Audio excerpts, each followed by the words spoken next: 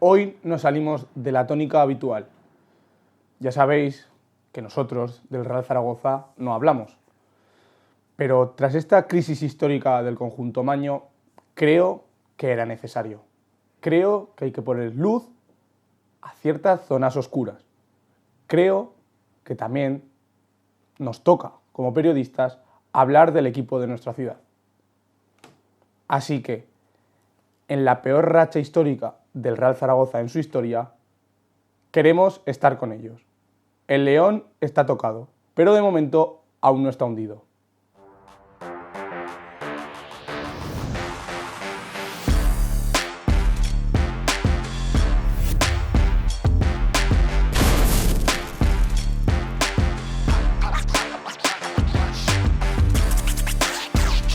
Muy buenas noches a todos y bienvenidos a este nuevo programa de La Volea, en este caso especial Real Zaragoza. Ya hemos dicho, no hablamos nunca del Real Zaragoza, no es lo que nos trae al caso en este programa, ya sabéis, son las 5 grandes ligas, pero al estar en Zaragoza, al ser el equipo de nuestra ciudad, creo que era necesario en esta crisis histórica que está sufriendo el conjunto maño intentar poner un poco de luz. Sí que es verdad que aquí un servidor no es muy, digamos, conocedor de la situación del Real Zaragoza, pero bueno, vamos a intentar dar luz, como os digo, a ciertas zonas oscuras del conjunto maño. Y para ello también pues tenemos, como siempre, a Hugo. Hola Hugo, buenas noches. Buenas noches, Alejandro.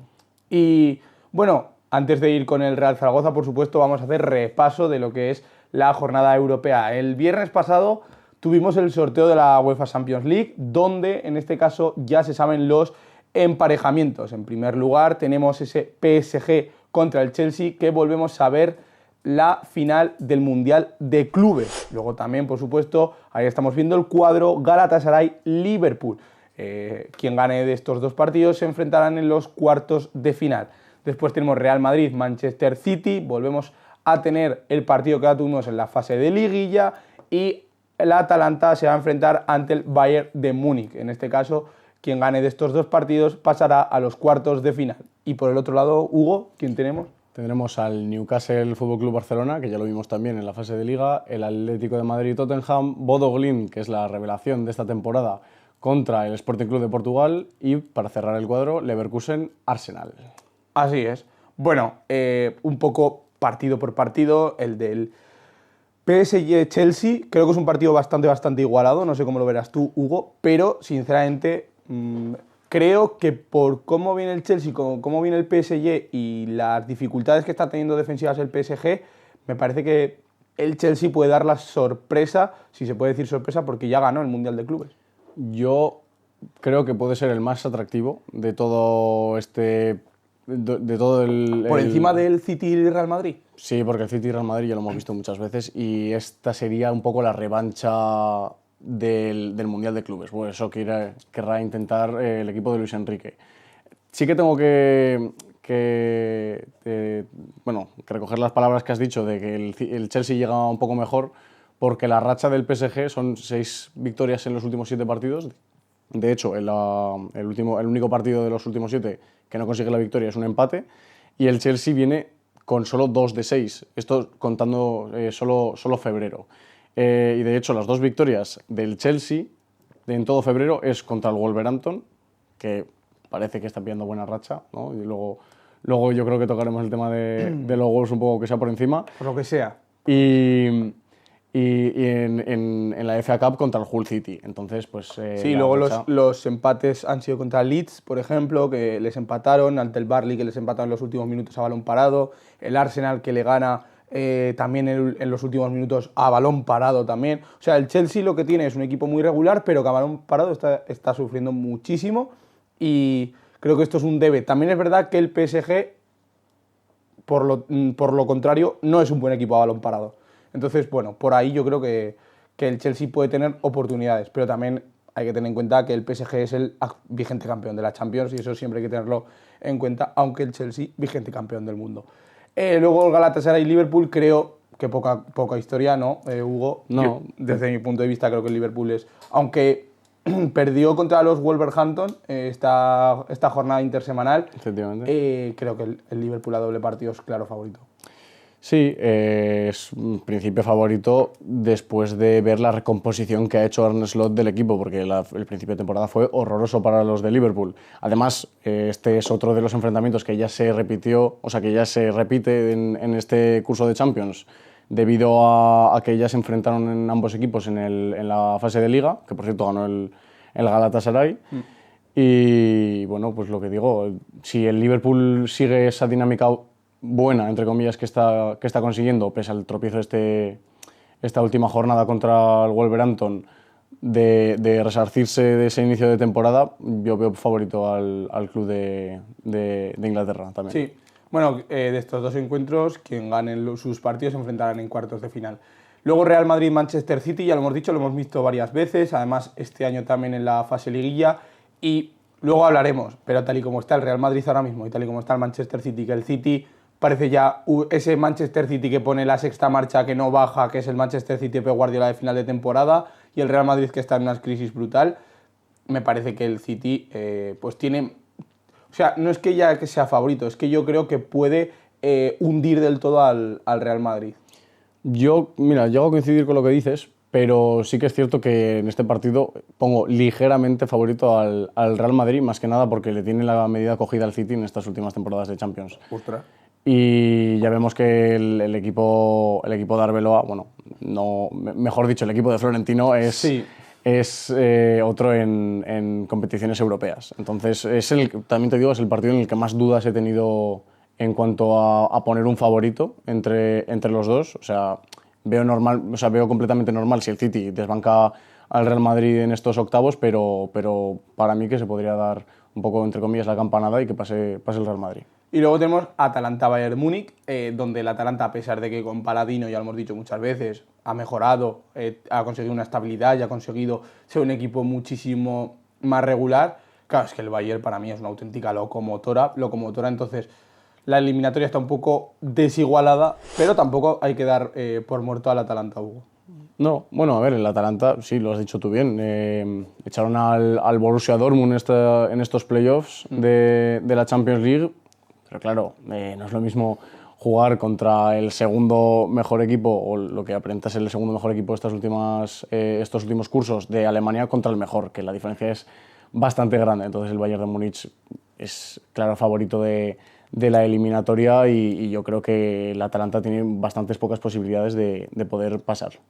Luego tenemos ese Newcastle Fútbol Club Barcelona, que también lo vimos en la fase regular, en la fase de clasificación de esta Champions, donde, bueno, el Barça viene bien, creo que está recuperando sensaciones, y el Newcastle es un desastre en la Premier League, las cosas como son, y además el PIF, que es el Fondo Soberano Saudí, se está un poco distanciando de lo que es el club, la propiedad, y pues parece ser que el Newcastle, en vez de ir para arriba, como se dijo en 2021 cuando lo compraron, que en 5 años esperaban ser uno de los mejores equipos europeos, está yendo para abajo.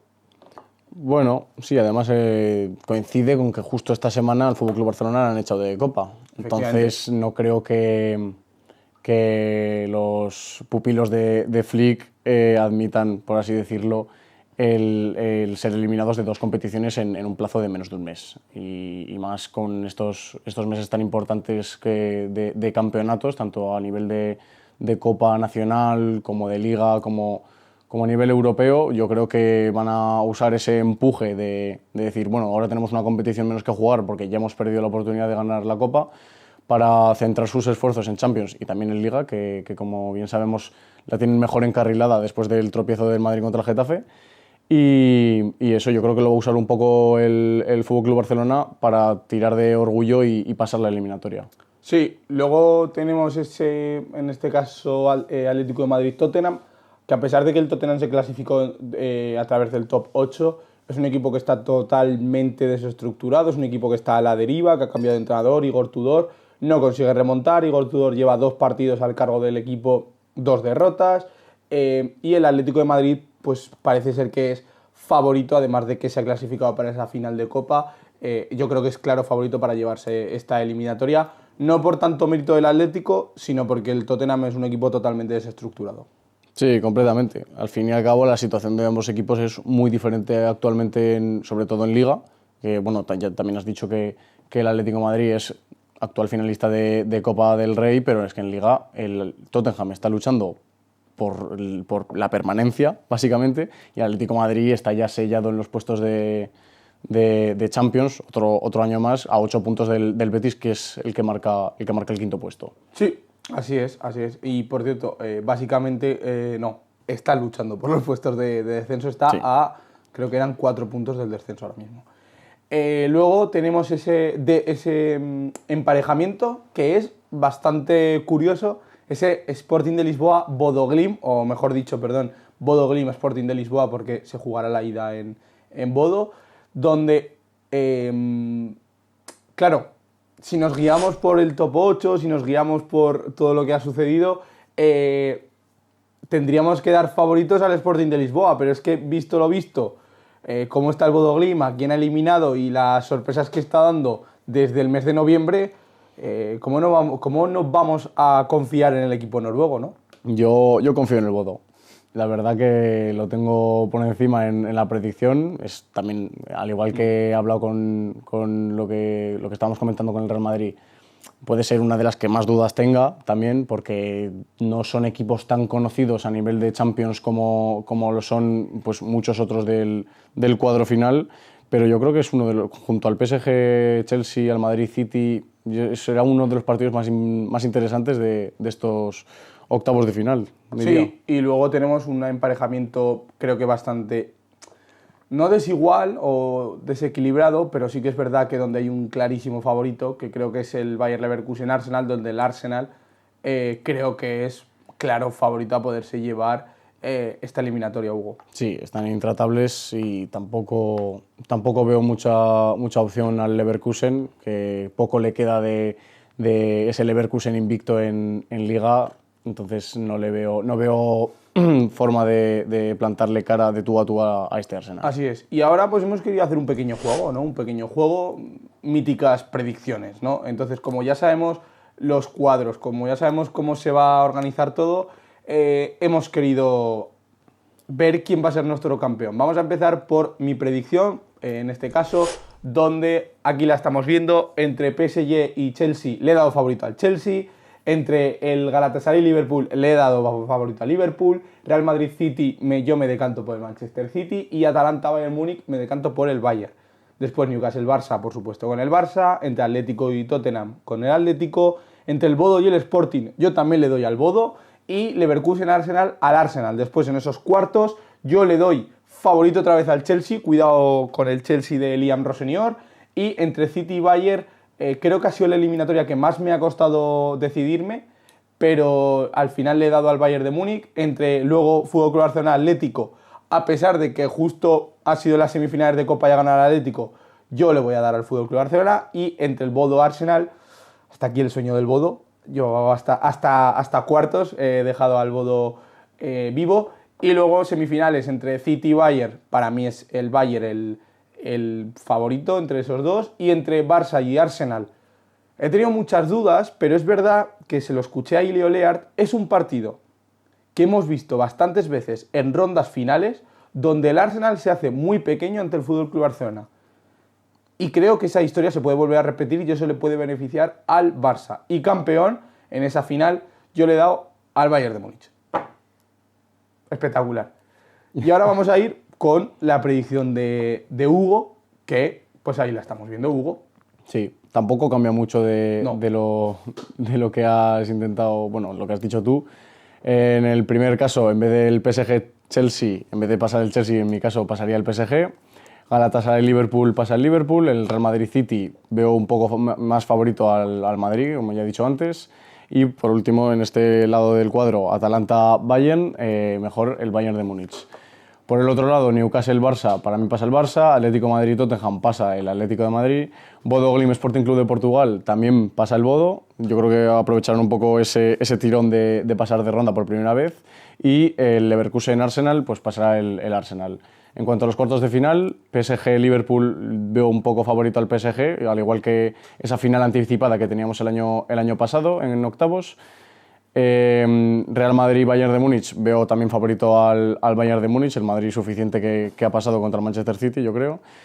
En cuanto al FC Barcelona Atlético de Madrid, también veo ligeramente favorito al Fútbol Club Barcelona. Yo creo que también se resarcirán un poco por esa semifinal de Copa. Y Bodo Glimt Arsenal, pues al igual que tú, poco le quedaba al Bodo vivo en esta Champions después de llegar a cuartos. En el caso de las semifinales, PSG Bayern de Múnich, opto por el Bayern de Múnich. Yo creo que es un equipo más compacto, más completo. Y en el otro lado, sí que es verdad que este ha sido el cruce que más dudas he tenido en todos los que me han surgido por el cuadro, que es el Arsenal Fútbol Club Barcelona. Yo coincido en parte con lo que has dicho tú, de que el Arsenal se hace pequeño más contra el Fútbol Club Barcelona, que lo hemos visto muchas veces. De hecho, el año pasado contra el Inter de Milán le pasó lo mismo, que llegó un equipo muy compacto, muy completo, llegó a las semifinales y acabó pechando contra el Inter de Milán. Veo ligeramente favorito al Arsenal, pero no me sorprendería para nada que el FC Barcelona se plante en la final. También te digo, la final se le ha dado al Bayern de Múnich, pero si pasa el FC Barcelona en vez del Arsenal, yo creo que la ganaría el FC Barcelona. Esto no vale. O sea, esto no vale. Tú yo me quedo con lo que he dicho. Pero vale. O sea, tú favorito al Bayern. Favorito al Bayern. Vale. Pero porque veo que el Barça no pasará a la final. No, es que claro, es que si mi abuela tuviese ruedas sería una bicicleta. Bueno. Y no es una bicicleta, es mi abuela. Claro. No. Aquí el Bayern. Y ya está. Yo te estoy diciendo que yo me quedo con mi cuadro. No. Pero en el caso de que pase el FC Barcelona, vería normal que el Barça... El pero ya no sirve. No. Perfecto. El Bayern. Pues me quedo con esto. El Bayern, punto. O sea, si no aciertas, punto. Igual que yo. Ahora nos vamos a la Liga, donde ya estábamos hablando del Real Madrid y donde hemos visto la crisis profunda que está sufriendo ahora mismo el conjunto de Florentino Pérez o de Álvaro Arbeloa. De hecho, ayer Hugo... esto lo estamos grabando el miércoles porque, como sabéis, hay puente en Zaragoza. Entonces, ayer martes, en este caso, la cadena COPE con Miguel Ángel Díaz dio una información que Arbeloa se había reunido con los capitanes para hablar sobre la situación que está teniendo el club y después se reunió con el resto de la plantilla también para informar sobre lo que está sucediendo y dar el do de pecho para poder salir de esta situación adelante. Es que recordemos, Arbeloa lleva 7 partidos al frente del Real Madrid, si no me equivoco, No, 7, igual eran 11. Creo que sí, son 11. Será más. Que son 11 partidos, 4 derrotas. Xabi Alonso eran 20 y tantos partidos, 3 derrotas. Claro, es que te pones a mirar los números y dices, joder. No, 3 derrotas, 5 derrotas. Te pones a mirar los números y dices, joder, es que Arbeloa no es que haya mejorado a Xabi Alonso, es que lo está empeorando. Y bastante. Claro, entonces... ¿Qué va a pasar? Porque el que va a pasar no lo puede saber nadie. Pero desde mi punto de vista yo creo que Arbeloa acaba la temporada, porque desde mi punto de vista creo que Arbeloa acaba la temporada, pero en cuanto lleguemos a verano, el Real Madrid cambiará de entrenador y más le vale, aparte de cambiar de entrenador, hacer una limpia. Todo hay que decirlo, porque si no, mala pinta tiene el conjunto blanco, Hugo. Sí, al final pues son dos casos muy diferentes, el Real Madrid con Xabi Alonso que el Madrid que estamos viendo ahora con Arbeloa. La gran diferencia es que a Arbeloa, entre comillas, le están dejando hacer sus cosas que no le dejaban hacer a Xabi Alonso. El problema es que Xabi Alonso haciendo sus cosas le salía bien. A Arbeloa está confiando mucho en la cantera y eso le está perjudicando bastante. Pero mira, en el partido contra el Getafe, perdona que te corte, Thiago Pitars debutaba como titular en el Real Madrid y para mí fue uno de los mejores en el partido. No, si no digo que no, pero... sea lo que te refieres. Sí, el partido que más marcado tiene Arbeloa como la derrota más llamativa desde lo que lleva en el Real Madrid, obviamente es su primer partido contra el Albacete. Y lo pierde porque se deja en casa a Courtois, se deja en casa, no sé si Mbappé se dejó también en casa. A Bellingham. Bueno, que no te puedes dejar a piezas tan importantes en una eliminatoria solo de un partido. En Copa del Rey. Y ya puede ser contra el Albacete, contra el Alcoyano, que no es la primera vez que le pasa al Real Madrid.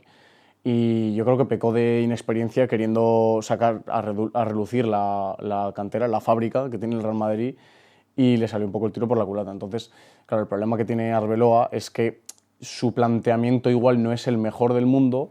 No digo que sea malo, pero no es el mejor del mundo comparado sobre todo con el de Xabi Alonso. Y Xabi Alonso no le dejaron hacer lo suyo. Sí, luego además ahora el Real Madrid tiene que afrontar un mes decisivo donde va a tener la eliminatoria contra el Manchester City en la Champions de los octavos de final y donde además también va a tener que jugar contra el Atlético de Madrid. O sea, el derbi que se tiene que resarcir de la ida, donde el Atlético le clavó un 5-1, que ahí fue el principio del fin de Xabi Alonso desde mi punto de vista. Entonces, bueno, además también ahora está teniendo lesiones importantes porque tiene todo el problema de Kylian Mbappé, que yo no sé qué le está pasando a este chico, pero hay algo ahí muy extraño, esa rodilla no está bien. Ahora han sacado un comunicado que tiene un esguince que va a depender está pendiente de evolución del jugador, pero allí hay algo raro, porque también parece ser que va a ir convocado con Francia, porque Francia tiene temas comerciales y tal, y si no, pues se le caerían.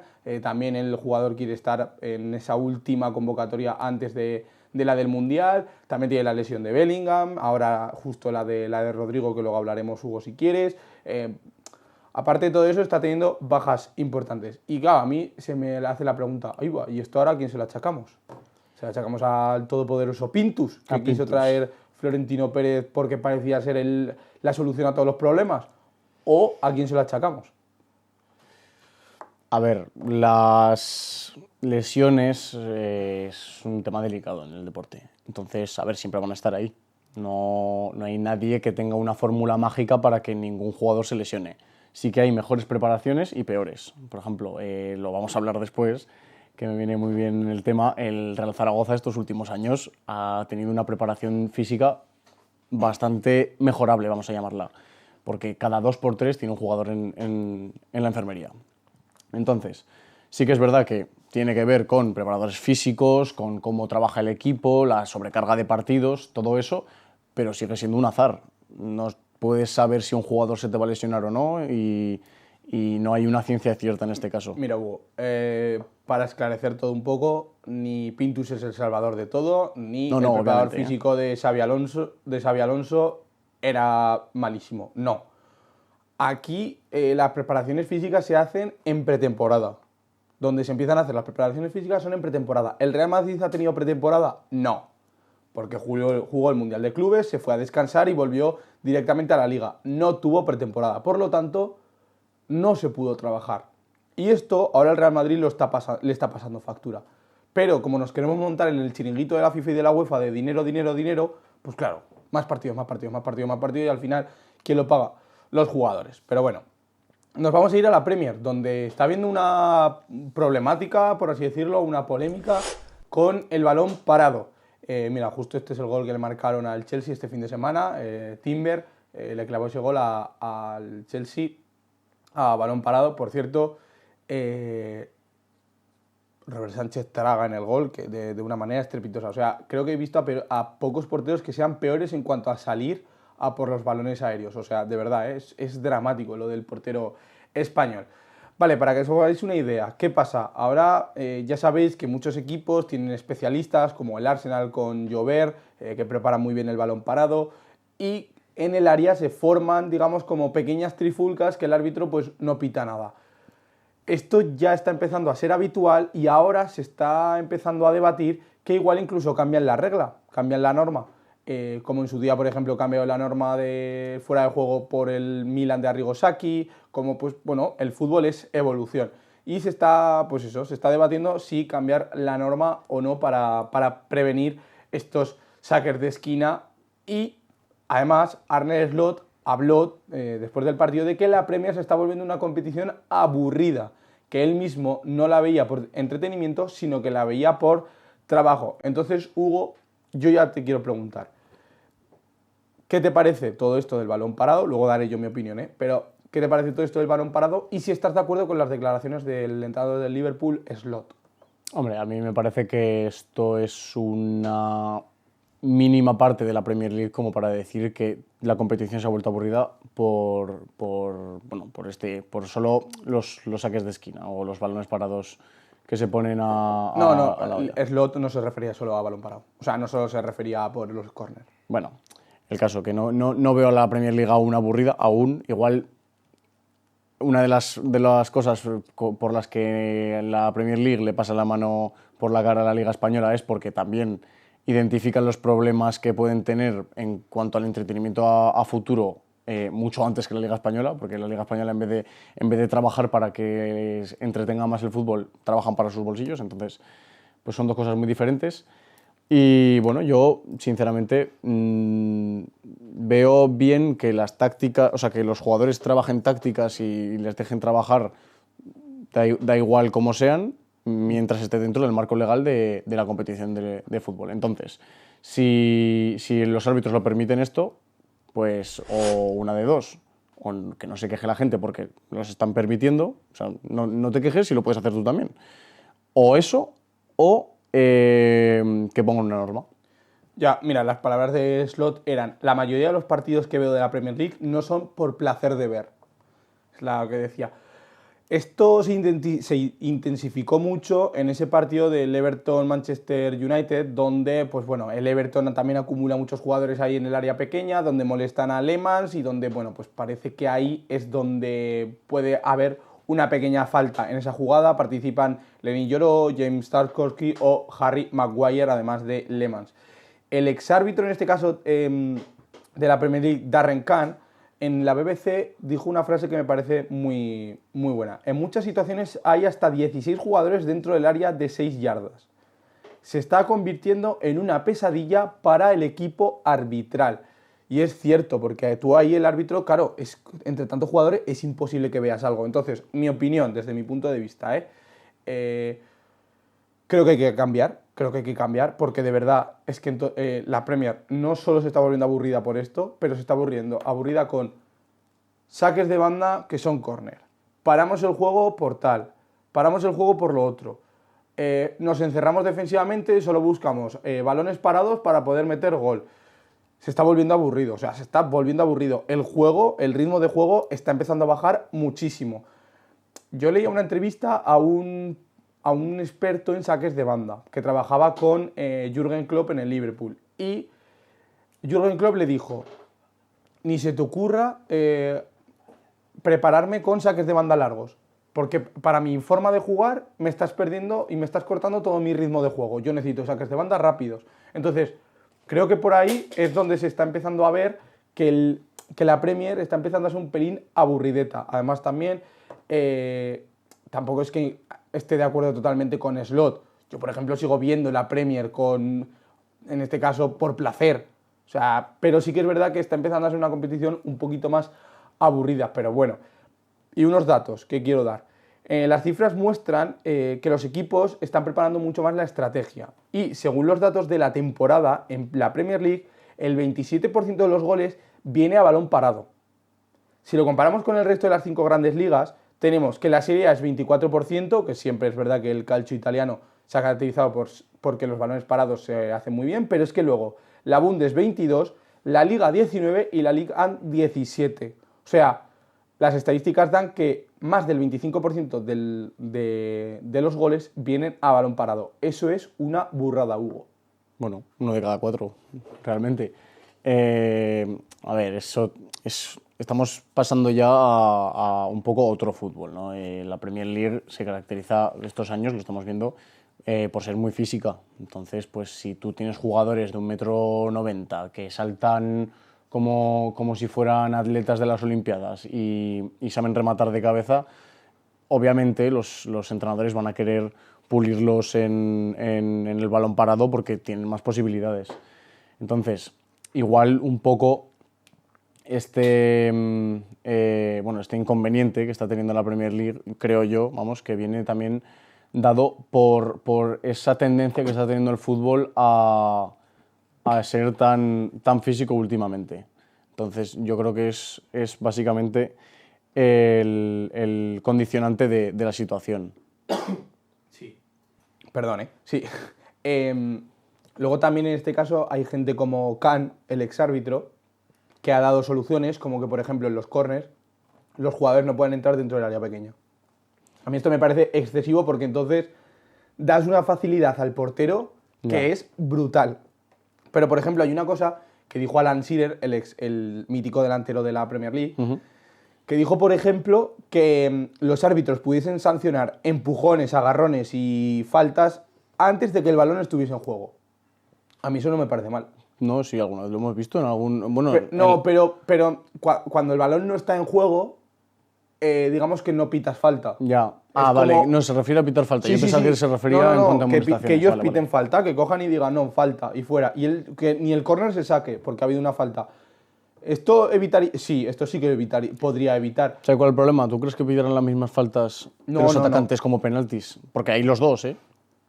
No. Son diferentes. Pero es que esto también lo vemos que cuando, por ejemplo, un jugador se sube a hombros de otro jugador en el centro del campo, pitan falta, pero cuando se sube a hombros en el área, no pitan penalti. Entonces, son cosas que van a pasar. Obviamente aquí está en que el árbitro tiene que saber cuándo, por ejemplo, es una falta del portero, cuándo no, o cuándo están haciendo un bloqueo, cuándo no. Creo que esto es algo fundamental para acabar con esta problemática. Pasamos a la Serie A, donde ha habido una cosa muy interesante, que leí un artículo en la Gazzetta dello Sport y me gustó mucho, sobre las innovaciones que está haciendo Fábregas con el Como 1907. Y ojo, que tiene que ver con el Bodo Glimt, Hugo. Ya. Sí, ¿sabes que de hecho esta mañana me ha salido un vídeo de esto? ¿Sí? ¿De Sí, dónde? esto mismo. Yo creo que una cuenta así de Instagram, sin más. Pues si siguieses a la cuenta de la volea, ayer mismo, martes, A eso me refería. había un vídeo justo de esto. Pensaba que me No, ibas no, a que era echar broma, un era capote. broma, era No, es broma, es broma. Que lo dicho, en este caso Fábregas está implementando nuevos métodos, en este caso del Bodo Glimt. El técnico español habló con el staff técnico del conjunto noruego y ha implementado 3 nuevos métodos. El primero es la nutrición para mejorar el descanso. Es más, el propio entrenador tiene una aplicación donde puede controlar también lo que comen los jugadores en días de descanso, que a mí esto me parece una brutalidad. Pero increíble. Estos últimos de Black Mirror, ¿eh? Sí. No, o sea, me parece increíble. Supongo que los jugadores tendrán que registrar lo que comen y entonces ahí el entrenador podrá ver lo que esto. Pero bueno, el jugador puede decir, Hombre. me estoy comiendo una ensaladita de zanahoria y de repente Eso se está es. clavando un donut de entrepecho de falda que para flipar. Vamos, yo soy Nico Paz con lo que está haciendo en la liga y sé que me va a echar la bronca por comerme un bollicao, no se lo apuntó, ¿eh? Hombre, claro, entiendo que será así, si no que les han incorporado un chip en los ojos para ver qué van a comer. Pues si no, no entiendo. Las gafas meta estas. Claro, sí, sería eso. El segundo es que el eje del proyecto sea la cantera. Claro, al final esto en el Bodo Glimt es algo normal porque la Liga Noruega no tiene mucho dinero, lo que consiguen es por grandes ventas, entonces tú lo que tienes que hacer es tener una cantera muy, muy potente, más en Bodo, que son solo 50.000 habitantes. Entonces, el cómo quiere implantar que la cantera empiece a ser ya ese eje, ahora que han conseguido un equipo competitivo a través de mucho dinero, que la cantera sea el eje central del proyecto, me parece algo positivo. Y luego otra cosa que creo que no es tan innovación, porque lo han hecho muchos equipos, lo hemos visto por ejemplo en el PSG de Luis Enrique, en el Hoffenheim de Pellegrino Matarazzo, ahora que está en la Real Sociedad, pantallas gigantes dentro del centro de entrenamiento para mejorar la posición táctica de los jugadores. Entonces, me ha parecido interesante este artículo y me ha gustado mucho porque, claro, no solo es que el Bodo esté dando ahora la sorpresa, sino que también los equipos grandes se están fijando en cómo trabajan y en qué métodos se están utilizando. Sí, bueno, a ver, al final cuando un equipo tan humilde en primera instancia como el Bodo Glimt está haciendo un trabajo tan excelente como el que está haciendo en Champions League, es normal que los equipos se fijen en ellos, pues, pero más que nada porque algo tienen que estar haciendo bien, porque lo del Bodo Glimt no es suerte. No, por supuesto, suerte no. Suerte no es. Yo lo que creo también es que el Como, sobre todo Fábregas, está intentando seguir una línea evolutiva en el fútbol, igualmente que lo hablábamos antes de que el fútbol está evolucionando, ahora es más físico, los jugadores pues ahora se les pide que sean más altos, más fuertes, corran más. Igualmente yo creo que no es lo mismo, porque una cosa estamos hablando de los prototipos, por así decirlo, de jugadores que se están buscando, ahora nos estamos metiendo más en lo que buscan los entrenadores. Entonces, esta evolución, sobre todo, me parece muy, muy certero el tema de la alimentación. No tan llegado al extremo como estábamos hablando de controlarles los días libres que tienen, pero sí que el tema de que comiendo ellos puedan descansar mejor, ¿no? Que es un poco el punto de partida que quieren coger del Bodo Glimt. Eso me parece excelente y es una idea maravillosa. Igualmente, la segunda implementación que querían hacer sobre la cantera me parece importantísimo. Es uno de los... Bueno, es uno no, para mí debería ser el pilar fundamental de cualquier equipo. O sea, al fin y al cabo no te puedes no puedes estar pendiente a ver qué sacan los otros equipos para ver si te lo puedes llevar tú, porque la cantera a mí me parece uno de los pilares fundamentales del fútbol y se ha visto, bueno, el equipo más... Aquí igual me estoy metiendo en un jardín, pero el supuesto mejor equipo de la historia viene, pues el Fútbol Club Barcelona de 2009 es el 80% de la cantera. ¿Cuántos jugadores eran de la cantera? Estaba Messi, estaba Fábregas, estaba Fábregas Piqué. No, Fábregas lo cuentas cantera. Pedro, perdón. Pedro, sí. Piqué, Busquets, Xavi, Iniesta, Puyol. Víctor Valdés, Puyol... A ver, había muchos. Pues eso, el eje central es la cantera, al fin y al cabo. Y si te salen buenas como les sale al Fútbol Club Barcelona, mejor que mejor. Y por último, pues para terminar con la última medida, bueno, lo hemos dicho ya, es una medida muy Luis Enrique. Entonces, pues también me parece acertado que Cesc quiera seguir un poco los pasos de un entrenador tan reputado y tan importante en el fútbol, encima siendo español como Luis Enrique. Sí, voy a lanzar una locura. A ver. Cesc Fábregas va a ser, en los próximos años, nuevo entrenador del Real Madrid, ya lo veréis. Y si no, a la espera. Sí, del Real Madrid, lo digo totalmente en serio. Pero, bueno, le nombrarán persona non grata en el Camp Nou y ya está. Nos vamos a la Ligue 1 ya como último, donde Pablo Longoria, el que era presidente del Marsella, ha dimitido de su cargo. Esto ya se venía barruntando, Hugo, ya lo nombramos hace varias semanas, donde había perdido fuerza en sus cargos, donde con la expulsión, o sea, la destitución de Chervi, con el me voy de Benatia y el vuelvo, había tensiones entre él y Longoria. Pues bueno, al final, tras 5 años en el cargo, ha dimitido y su relevo es Alban Juster de manera interina, con todo lo que la estructuración que hubo, pues otra reestructuración más. Veremos qué tal, Hugo. Sí, la verdad es que es una sorpresa, ¿no? No, para nada, era broma. No es una sorpresa para nada. Estaba cantado Pablo Longoria, bueno, el ex sportinguista, porque fue el Sporting de Gijón. Estaba cantado que tenía las horas contadas. Al final lo de Servi, yo creo que le ha servido un poco a los propietarios como la gota que colma el vaso. Y bueno, pues Pablo Longoria ha tenido 5 temporadas en las que no consideraría que ha hecho mal trabajo con el Olympique de Marsella. De hecho, pues queda segundo en 2 ocasiones de estos últimos 5 años. La última temporada, antes de que entrara Pablo Longoria en el club, no entran en Champions. A partir de ahí, pues les regresa a Champions League, que excepto en la temporada, lo tengo apuntado, 23-24, que quedaron octavos, que de hecho esa temporada quedaron fuera de cualquier competición europea. Quitando esa temporada, el resto consiguieron esa plaza de Champions. Entonces, es una pena que haya quedado así como ha quedado, más que nada porque yo creo que ha sido un presidente que ha dado bastante a Marsella, a la ciudad de Marsella, sobre todo, bueno, al equipo, pero el equipo al final repercute en la ciudad. Y que le echen de esta forma, bueno, que le echen, que se vaya él, que haya sido un acuerdo. Me refiero más por el tema de Benatia, que le estás largando. Sí. Le estás echando la mano, en plan, le abres la puerta. Entonces, queda feo. Y bueno, antes de ir con el Real Zaragoza, también queríamos decir que estamos a 100 días del Mundial. Un poco menos. Ahora un poco menos. Cuando estamos grabando esto, a 99. Cuando estéis viendo, a 97 días del Mundial. Muy bien. Buenas mates, Las macho. matemáticas, la verdad es que soy un cálculo mental brutal. O sea, yo no me hice ciencias porque la física y la química no me gustaba. Pero yo en matemáticas era un hacha. Increíble. Mi profesor de bachiller flipaba conmigo. Mira, una anécdota. Nosotros en bachiller, el primer bachiller teníamos una profesora y en segundo cambiaron, ¿no? Y vino un profesor nuevo en octubre. Estuvimos 3 semanas sin profesor o 2 semanas sin profesor. Y tal no sé qué, y lo primero que dice es un 4,9, para mí es un 4, Que yo soy aquí matemático. Y le digo, truncando, Digo, ¿tú matemático qué? Digo, un 4,9 es un 5 toda la vida. Y el primer examen me puso un 4,9, el capullo. Y Juan, un saludo, si me estás viendo.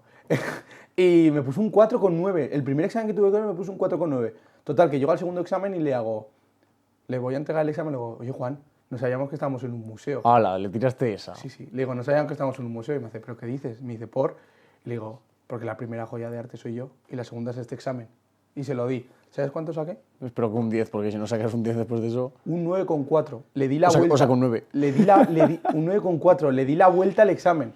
Se quedó flipando. Desde entonces no volví a hacer eso porque me salió redondo, entonces lo dejé ahí. No, no, ya. Como Después Homer de- Simpson, te Sí, retiras sí. en lo alto y... Tal cual. Después de esta anécdota de persona mayor, Volvemos al fútbol. volvemos al fútbol, donde eso, 97 días faltan para el Mundial y donde, pues bueno, las tensiones están a flor de piel más que nunca. Ya contamos la semana pasada todo lo que había pasado con el Mencho en México. Ahí estamos viendo en pantalla al narcotraficante, que fue en este caso abatido por las fuerzas estadounidenses. También hablamos sobre toda la situación que estaba en México, con esos autobuses quemados, con todo, ahí estamos viendo, con todo lo que estaba pasando en la ciudad de Guadalajara, que es una de las sedes del Mundial, que está siendo absolutamente aterrador. Pues bueno, se ha sumado ahora el conflicto armado con Irán. Ya sabemos que, bueno, pues bombardearon en este caso Irán, ahí lo estamos viendo, Israel bombardeó Irán, e Irán lo que hizo fue responder bombardeando a diferentes bases de Oriente Medio de Estados Unidos. Entonces, ahora la cuestión está en que la selección iraní tiene muy complicado el ir al Mundial por todo lo que está sucediendo, obviamente. Una de las sedes del Mundial, que es Guadalajara, México, ahora mismo está en absoluto terremoto, entonces faltan 100 días y el mundo parece ser que se está moviendo. Ya ha dicho Trump, además, que esto de esta guerra parece ser que puede durar semanas. Entonces, Semana solo, joder. claro, ¿hasta qué punto tenemos que esperar para ver que si Guadalajara va a seguir siendo sede o si Irán va a poder ir al Mundial? ¿Qué vamos a esperar? ¿A falta de una semana? Es que no lo sé, a mí me sorprende, Hugo. Yo no veía, bueno, lo dije la semana pasada, no veía nada claro México como, bueno, desde un principio, como sede del Mundial, más que nada porque hay zonas que más y zonas que menos, como en todos lados, pero dentro del país hay conflictos siempre, los periodistas no están del todo seguros en México y pues esto pues repercute al 100% con el Mundial. Una vez tratado el tema de México, tampoco me gustaría decir mucho más porque bueno, ya nos metemos dentro de temas políticos y todo eso. Sí, no, eso. Caso, Irán me choca un poco que haya dicho la selección que no va a asistir al Mundial. No, de hecho, mira, tengo las palabras del presidente de la Federación Iraní, Mehdi Taj, que dijo literalmente: con lo que ha ocurrido y con el ataque de Estados Unidos, es poco probable que podamos esperar la Copa del Mundo. Es que pinta que se están borrando un poco. En plan de no queremos ir por lo que está pasando. Que lo veo normal por parte de Irán. ¿Qué pasa? Que por parte de los jugadores no, porque lo vimos en el Mundial de Qatar de 2022, ni cantaron el himno. O sea que yo creo que los jugadores no tienen nada que ver con la situación de Irán. Y yo creo que no están en ningún... no están de acuerdo de ninguna forma con el gobierno ni con sus gobernantes. Sí, total. Entonces, es un poco... A ver, yo creo que... Pero hay que garantizar también la seguridad de los jugadores. No, sí. Y pueden entrar en un terreno un poco pantanoso y conflictivo. Obviamente, pero el caso yo creo que no viene por los jugadores. O sea, los jugadores por sí mismos yo creo que no les importaría, entre comillas, o sea, que al fin y al cabo unas cosas y otras. Pero sí que verían un poco más factible ir al Mundial, pero desde la Federación y desde el Gobierno igual les están instigando a que no vayan por lo que está sucediendo, que también me parece normal. Me fastidia un poco porque me gustaría ver a Taremi en el Mundial, pero bueno, si tiene que ser por seguridad y por el bienestar de los jugadores, se tiene que dar sin Irán, pues ya estaría. Y luego también declaraciones, por ejemplo, de organizaciones como Fair Square, que advierten... ¿Cómo cuál? Como Fair Square. Ah, vale. Escucha, yo en inglés no era tan hacha como en matemáticas. Ah, vale. Pero era bueno también. Recogidas en BBC Sport de Nick Magen, que dice: estamos en territorio desconocido. Los anfitriones acaban de lanzar una operación militar contra un país participante. Y tiene toda la razón del mundo. Entonces, veremos qué acaba sucediendo. Y ahora vamos al Real Zaragoza, donde está sufriendo la crisis histórica más grande en lo que lleva posiblemente de historia del club. Aquí lo estamos viendo. Lalo Arantegui es el nuevo director deportivo del Real Zaragoza tras la destitución de Chema Indias. Se anunció en este caso el lunes por la tarde que Chema Indias, el director deportivo, y que Rubén Sellés, que era el entrenador, fueron destituidos. En su lugar han entrado Lalo Arantegui, que ya estuvo en el club, Hugo, que ya estuvo, es conocedor de la casa desde hace muchos años, estuvo desde febrero de 2017 a diciembre de 2020, en este caso, y donde también ha ayudado en este mercado de fichajes con la contratación de El Yamik, por ejemplo, que habla muy mal de Chema Indias, que una persona que no está trabajando para el club te tenga que ayudar a fichar un jugador, me parece absolutamente lamentable. Y también el sustituto de Rubén Sellés, también se sabe que de momento es David Navarro, de forma interina hasta lo que queda de temporada, que ya también estuvo en el club como segundo con, ahí lo estamos viendo, como segundo con Víctor Fernández, y donde también se hizo cargo del equipo de forma interina. En ese cambio con Gavi. En ese cambio con Gavi, así es. Entonces, claro, el Zaragoza está último, esto está claro. El Zaragoza está último en la clasificación, tiene que tener un cambio de rumbo, totalmente. Hugo, ¿son Lalo y Robert Navarro los que pueden darle, o sea, David Navarro, los que pueden darle la vuelta a esta situación? Porque, por cierto, Lalo no viene solo, ¿eh? No, sí, ya lo sé. El tema del Real Zaragoza es muy complicado, mucho. Y el problema yo creo que tampoco, bueno, no solo reside en la directiva. Si ahora me cambias al entrenador y me cambias al director deportivo, yo creo que están haciendo un poco un colchón, veo yo, para la caída. No están intentando pillar un paracaídas para no caer, sino que están amortiguando la caída. Creo yo, es la sensación que me da.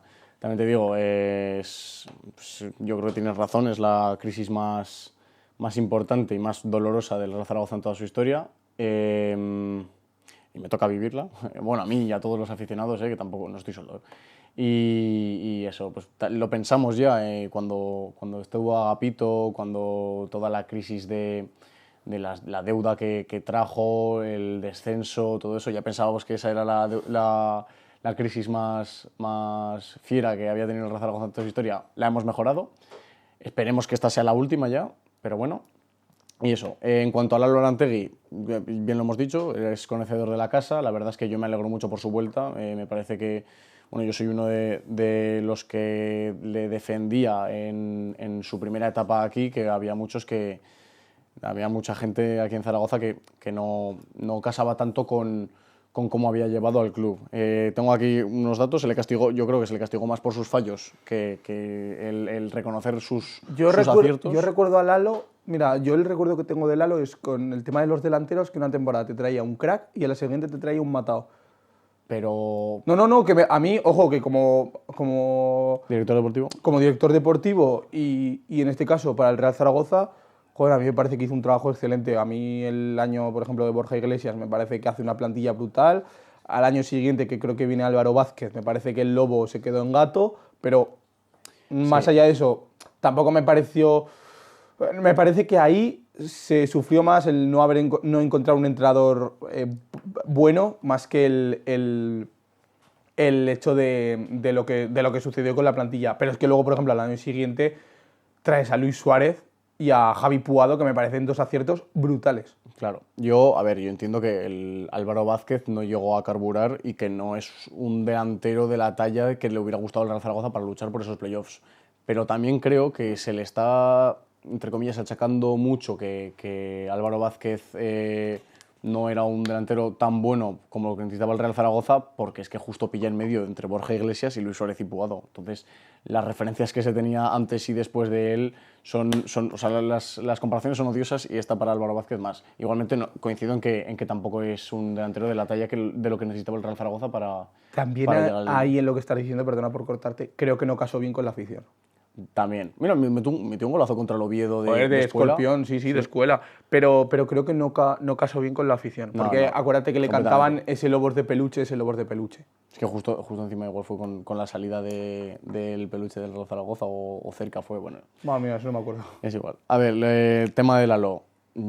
para mí hace unos mercados extraordinarios, más allá de que le fallen alguna pieza u otra. El primer mercado trae a Giorgi Papunashvili, Toquero, Febas, Eguaras y Borja Iglesias cedido, y a Cristian Álvarez, que le trae de las montañas del retiro espiritual que estaba De teniendo. Andorra, sí. Todo por 300.000 pavos. De hecho, mira, Borja Iglesias, delantero de la selección española, Toquero, mítico delantero, que es verdad que, bueno, que venía a retirarse, pero hizo una gran temporada. Giorgi Papunashvili esa temporada era internacional con Georgia, que Sí. no nos olvidemos.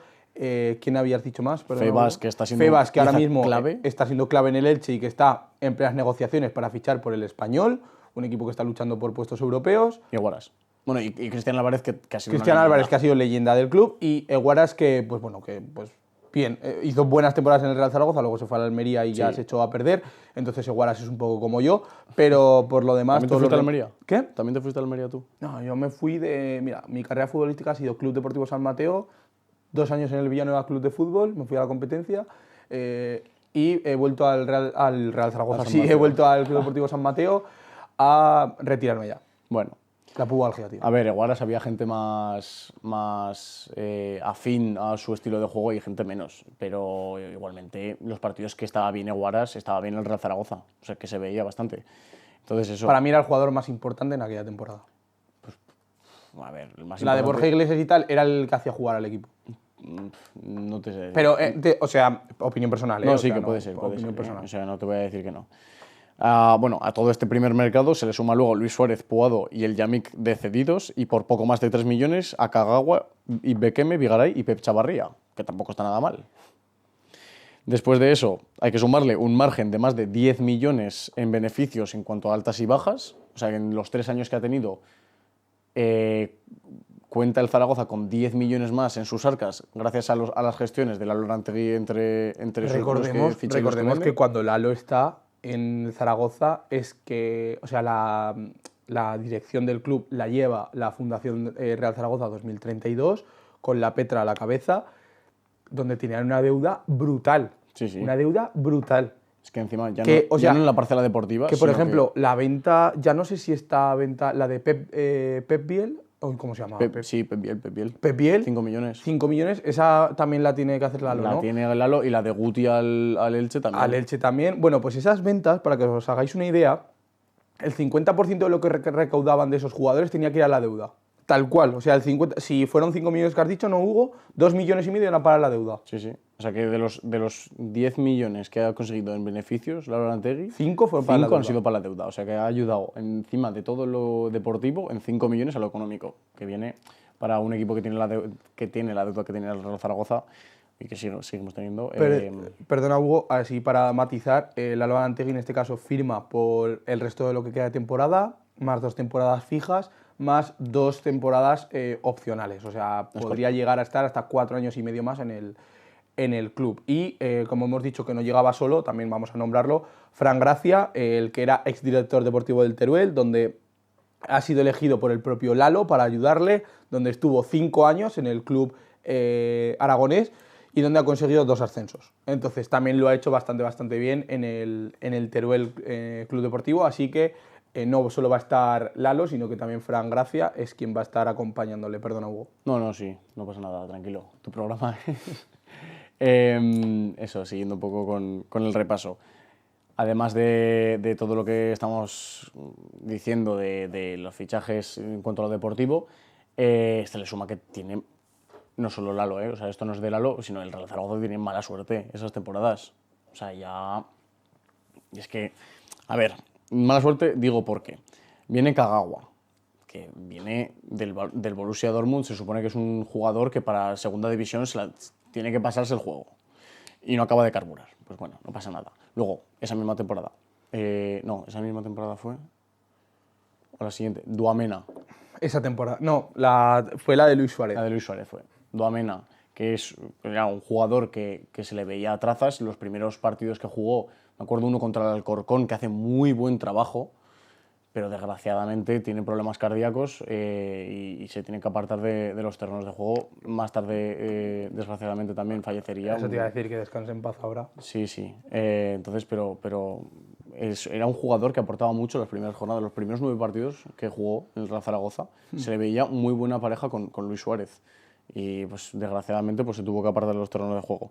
Y luego en el playoff de la 19-20, no sé si lo recordaréis, pero nos quitan a Luis Suárez el Watford, porque por culpa de la pandemia se tuvo que hacer más allá del 30 de junio, que es hasta cuando tenía contrato. Los equipos que tenían jugadores cedidos normalmente dejaban a los jugadores jugar. Al Watford, el Watford al Real Zaragoza no le dejó jugar a Luis Suárez. Y Puado cogió COVID. Tenía COVID persistente. Y jugamos de titular con Linares, un jugador de 37 años, claro que sí, contra el Elche, espectacular. La temporada siguiente acabó en el Egea. Sí. Linares, el pobre. Y ya para, perdona Hugo, pero No, sí. se está acabando el tiempo, ya para esclarecer un poco, David Navarro es el actual entrenador ahora mismo, que ya estuvo también en su momento en el Real Zaragoza, donde estuvo... ejerció como interino la pasada temporada con la salida de Víctor Fernández y consiguió, por ejemplo, la victoria en la Romareda por 1-0 frente, por ejemplo, al Racing de Ferrol. Estuvo también en el cargo desde 2017 a 2020, o sea, perdón, eso fue Lalo Arantegui, y por lo tanto, bueno, veremos qué tal lo hace. Es interino.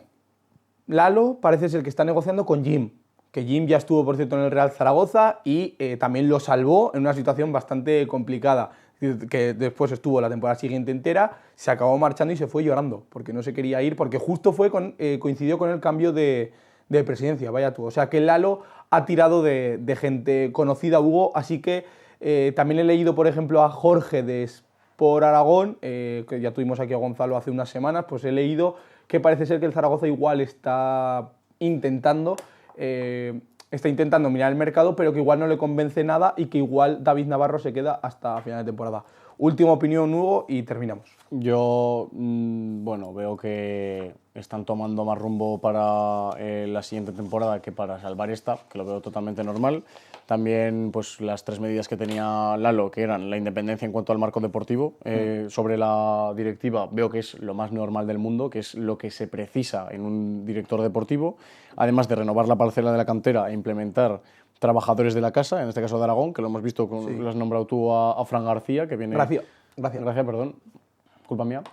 Y eso, que viene del Teruel, encima es de Aragón y es conocedor de la situación de primera ref, entonces nos puede ayudar al club bastante. Y lo último era negociar con Jim, con Juan Ignacio Martínez, que aún está estudiando la oferta, a ver si regresa al banquillo del Real Zaragoza. Entonces, yo creo que el proyecto que está tomando la directiva veo muy difícil, por no decir imposible, porque los números aún están ahí, pero de 14 partidos creo que para conseguir 50 puntos, este año he estado calculando un poco y el descenso estaría marcado en torno a los 46 puntos. Entonces necesitaríamos, de los 14 partidos que quedan por disputarse, contando con el que se estaría jugando ahora en Cádiz, necesitamos 8 victorias. Espectacular. ¿Lo conseguirá el Zaragoza? Yo creo que no, pero... Bueno. No creemos, pero bueno, como decimos, la propiedad está tomando un rumbo que está mirando más a cómo va a acabar todo en primera ref en vez de cómo podrán continuar el año que viene en segunda división, pero veremos qué tal va la cosa. Veremos si llega Jim y vuelve a ser el salvador de nuestro queridísimo Real Zaragoza. Nosotros nos despedimos aquí, buenas noches a todos, muchas gracias por estar en otro programa más de La Volea. Podéis seguir tanto a la televisión como a La Volea en todas sus redes sociales. Y si queréis volver a ver este programa, nos vamos a volver a ver el viernes a las 10 de la noche en este mismo programa y a esta misma hora. Así que buenas noches a todos. Buenas noches.